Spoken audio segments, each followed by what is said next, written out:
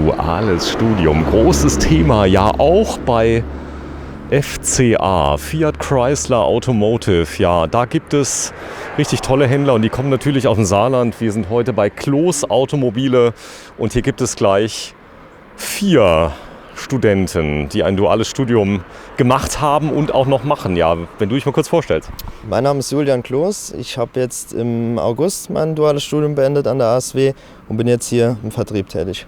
Ja, du heißt auch Kloß, du bist aber entfernter Verwandter. Genau, richtig, genau. Ja, und macht Spaß? Ja, gefällt mir sehr, sehr gut. Also das Studium hat Spaß gemacht, habe viel gelernt und konnte ich alles jetzt in der Praxis auch umsetzen soweit. Ja, du bist ein Mann, die Mädels sind auf dem Vormarsch.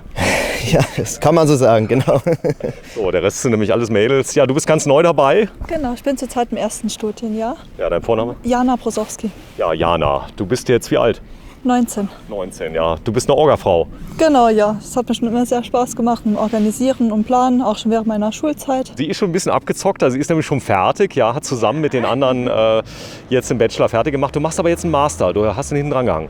Genau, ich habe jetzt zum Oktober angefangen an der Fernuni Hagen, Master Wirtschaftswissenschaften, Master of Science und ja, jetzt als schönen Anschluss zum Bachelorstudium. Ja, das Unternehmen hat viel investiert in dich, jahrelang, kann man ja so sagen. Die zahlen dir ein richtiges Gehalt während dem Studium, oder? Ja, also es ist schon wesentlich besser als ein normales Vollzeitstudium. Man kann wirklich gut leben mit dem Geld und ja, einfach die Verbindung mit Praxis und Theorie, das ist deutlicher Vorteil. Was heißt das Praxistheorie, die Verbindung? Das heißt, man ist praktisch blockmäßig dann in der Uni? Genau, also wir haben pro Jahr 3 Blöcke, den Rest ist man immer im Unternehmen. Und man kann einfach das, was man an der Uni gelernt hat, nochmal dann in der Theorie umsetzen. Warum denn Autos? Weil es einfach ein tolles Produkt ist, sehr vielseitig, sehr individuell und es macht auch einfach Spaß. Ja, Fiat hat unglaublich nachgelegt, was die Modellpalette angeht. Früher kannte man ja nur den Fiat 500. Typisches Frauenauto? Mittlerweile nicht mehr, nee. Ein bisschen abhängig von der Farbe, klar, aber... Sie sind auch riesig geworden mittlerweile, sind ja gar nicht mehr so klein. Gibt es ja in 1000 Ausführungen. Genau, gibt es ja die ganze 500er Familie, den 500L, 500X. Also ist nicht mehr nur das kleine Stadtauto. Genau. Hat sich schon deutlich gemacht. Ja, das ist ein ziemlich großer Händler, darauf gehen wir gleich mal ein. Ja, hier ist noch jemand, wer bist du? Ich bin die Annalena, ich habe auch mit dem Julian, mit der Michelle gemeinsam studiert und jetzt im Sommer dann den Bachelor abgeschlossen an der ASW. Was war das für ein Feeling? War auf jeden Fall gut, war schön und jetzt geht es weiter mit dem Master dann auch, wie bei der Michelle und beim Julian. Du hättest ja auch eine Ausbildung machen können eigentlich, oder? Das war dir zu wenig? Nö, nicht zu wenig. Mich hat aber ein Studium mehr gereizt und da mich ein duales Studium einfach aufgrund der Praxisnähe dann doch interessiert hat, war das, denke ich, eine ganz gute Mischung aus Ausbildung, sage ich mal, und Studium. Ja, Kloß Automobile, da sind natürlich auch Leute dahinter, die schon ein bisschen länger dabei sind. Wenn Sie sich mal kurz vorstellen. Ja, hallo, mein Name ist Benedetto Notarico und bin seit 2,5 Jahren jetzt dabei. Ja, was ist das Besondere bei Kloß Automobile? Ja, ganz klar, flache Hierarchien und ja, ein gutes Team und ein gutes Betriebsklima auf jeden Fall. Ja, der Chef selber hat in dem Unternehmen, ihr seid mittlerweile der größte Fiat Chrysler Händler in Deutschland. Ja, genau. Wir gehören zu den größten in Deutschland, FCA-Händlern. Und ja, wie Sie sehen, das graue Haus, da ist immer noch, sage ich jetzt mal, ja, sein Elternhaus. Und, Echt? Ja, klar. Und hier war früher eine Tankstelle, da haben wir umgebaut und ja, dann... Bodenständig. Bodenständig ist das richtige Wort, ja, genau. Genau, das heißt, ihr setzt unglaublich auf duale Studenten. Sind die denn gut? Habt ihr gute Erfahrungen damit? Ja, super, also sehr gut. Wir sind sehr zufrieden, wenn man sich überlegt, dass wir ein mittelständisches Unternehmen sind. Wir haben aktuell, also mit den Kollegen, jetzt schon 12 ausgebildet und wir haben aktuell 10 noch zwischen dem ersten und dem dritten Studienjahr. Und ja, die Quote ist sehr, sehr gut. Wir sind sehr zufrieden. Klar, es muss auch immer passen. Aber ja, wir geben denen relativ oder sehr, sehr früh Führungsverantwortung, auch Führungsaufgaben und das ist uns einfach wichtig. Ja. Ja, eigenständiges Arbeiten. Das heißt, man gibt Ziele vor, die dann erreicht werden müssen. Ist das der neue Trend? Nicht mehr zu sagen, du musst jetzt das machen, das machen, das machen. Ja, sogar weniger Ziele. Bei uns kann man auch Fehler machen. Ich denke, das ist auch wichtig. Ja, in jungen Jahren muss man Erfahrungen sammeln.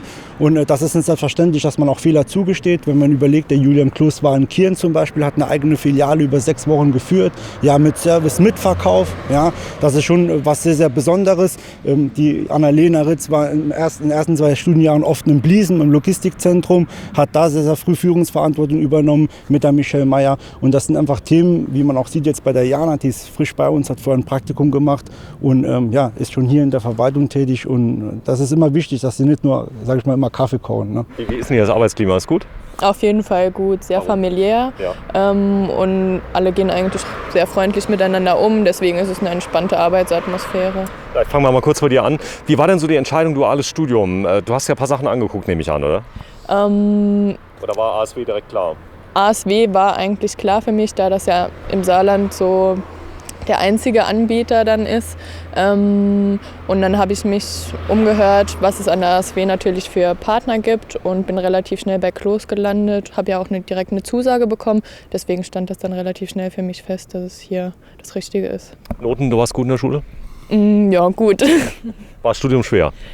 Es war auf jeden Fall machbar, klar, es gibt auf jeden Fall mal die ein oder andere Hürde, aber für uns war es auch ganz gut, dass wir uns gegenseitig unterstützen konnten, da wir ja zu viert dann studiert haben. Sind die Frauen die besseren Studenten? Das kann man so nicht sagen. Das kommt auch immer aufs Fach an, es kommt immer also auf die einzelnen Klausuren auch an, was für eine Thematik das ist, mal so, kann man so nicht sagen. Jetzt muss man ja schon ein bisschen risikobereit sein. Ja, sind die Frauen denn auch ein bisschen risikobereit? So mal was Neues entdecken, vielleicht mal Sachen neu machen?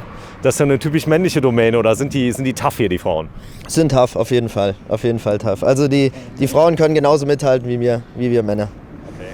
So, jetzt bist du fertig, machst jetzt deinen Master. Genau. Was hat so die Family gesagt, als du fertig warst im Bachelor? Ja, haben alle gratuliert, waren natürlich stolz auf mich. Ja, und dann der Master noch oben drauf, ist natürlich optimal. Das heißt, ihr bildet aus oder ihr habt die Studenten, um gute Leute zu finden später? Genau, ja.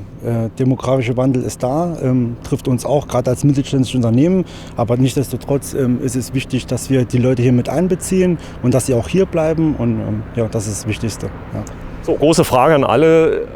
Du würdest das nochmal machen? Auf jeden Fall, ich kann es auf jeden Fall weiterempfehlen. Es ist schon anspruchsvoll. Du hast das eben so ein bisschen runtergespielt. Klar, es ist anspruchsvoll. Also man kann jetzt nicht sagen, dass es einfach ist. Aber ich denke, der Vorteil auf jeden Fall, den man zu einem normalen Studium hat, überwiegt. Und von daher kann man die Anstrengung dann auch mal leicht vergessen nach dem Studium, wenn alles geschafft ist. Oft werden ja Dinge gelehrt, die nicht mehr so zeitgemäß sind. Das Internet ist ja sauschnell, viele Dinge verändern sich. Sind die da up-to-date bei der ASW? Die sind auf jeden Fall up-to-date. Also bei uns haben wir jetzt auch mitbekommen, dass einige Skripte gerade nochmal angepasst wurden, um vor allem halt auf Digitalisierung und die ganzen Themen sich einzustellen und den Schülern halt auch aktuelles Wissen weiterzugeben, was aber natürlich auch nochmal im Unternehmen dann eben vermittelt wird und sich dann ganz gut ergänzt.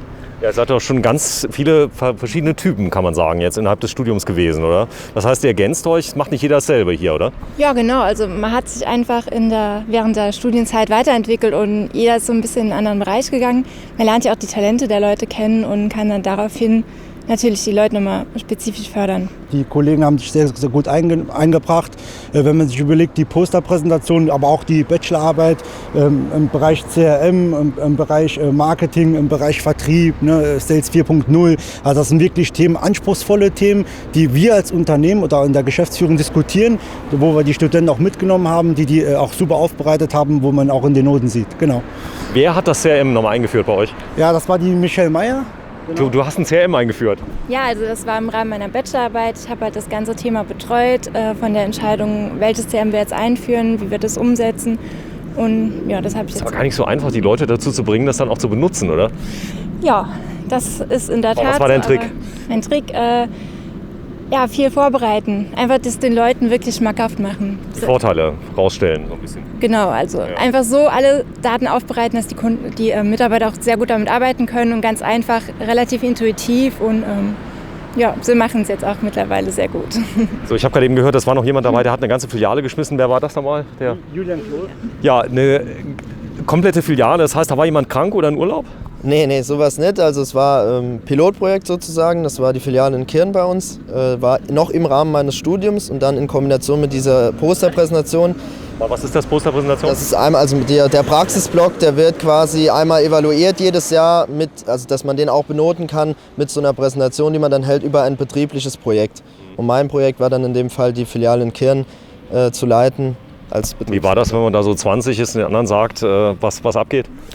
So wie es sich anhört, also war schon im ersten Moment komisch, aber man gewöhnt sich schon dran und man muss auch sagen, die Mitarbeiter dort haben es sehr, sehr gut angenommen. Also Sehr schön.